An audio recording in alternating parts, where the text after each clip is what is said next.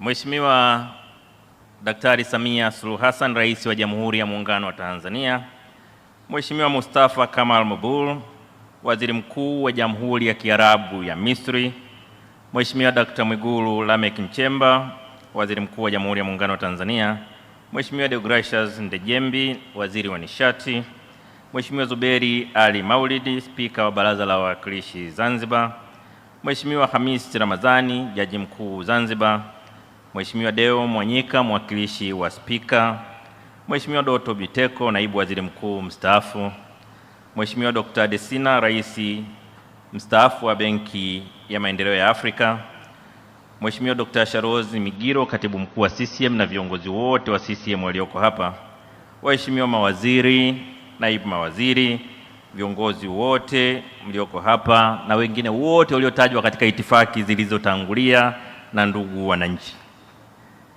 Nimepewa dakika 10 za kutoa salamu za Makamu wa Rais na nitajitahidi kuzitumia vizuri.